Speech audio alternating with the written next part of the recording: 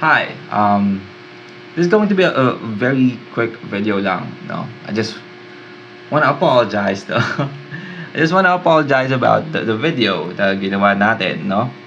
It seems like marami sa inyo ang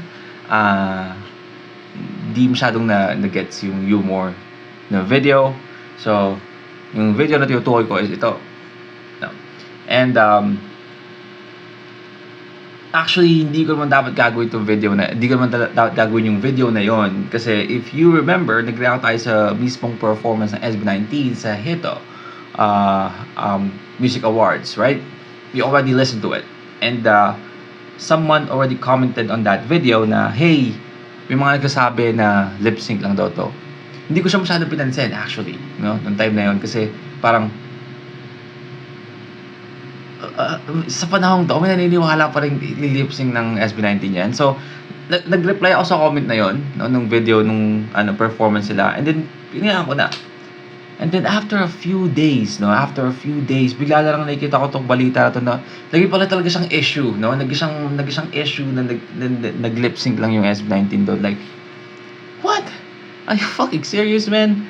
2025, isang album, 3 EP, ilang singles, collaboration sa mga malulupit na artist, no? And ano ba, guesting, TV performance appearance, or even international TV, no? Lumalabas sila, nag-perform sila, and we still believe na nag-lip-sync sila para dito. So, sobrang natawa lang ako doon na naging issue sa. So, gumawa ako ng video to make fun of the issue. Kasi parang napaka-ridiculous na ng issue, di ba? So that's why I did that joke, no, na lagyan ko ng medyo sarcastic yung yung reaction ko, kasi I wanna show you na kung paano ba sa tingin ko yung thought process nila ng mga nag-iisip na lip-sync yung ginawa ng SB19 doon. Di ba? Well, doesn't make sense, right? It doesn't make sense kung paano yung pag-iisip nila. Kasi wala ka nung makikita talagang dahilan or proof na lip-sync sila. Kasi totoo nga eh. Live nga yun eh. But yeah, so medyo sobrang, I make my joke very, very obvious, no? Para makita nyo na I'm being sarcastic. But, I don't know, maybe, na sobrang gumaling yung pag-arte ko, no? Sobrang gumaling yung pag-arte ko, no? Pwede na akong pang-artista, no? Ang dami naniwala. But yeah, I'm not a hater, by the way. Guys, I'm not a hater of SM19. I consider myself as an 18, actually, no? Yeah. So, session na, dun sa mga I know you guys mean well.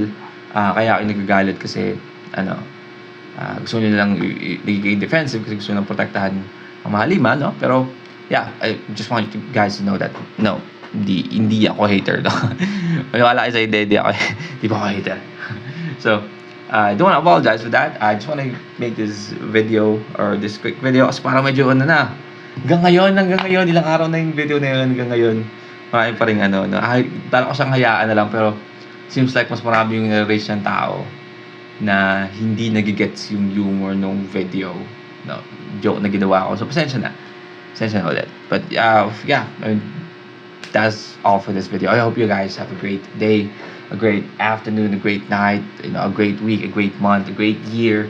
And, yeah, that's it for me today.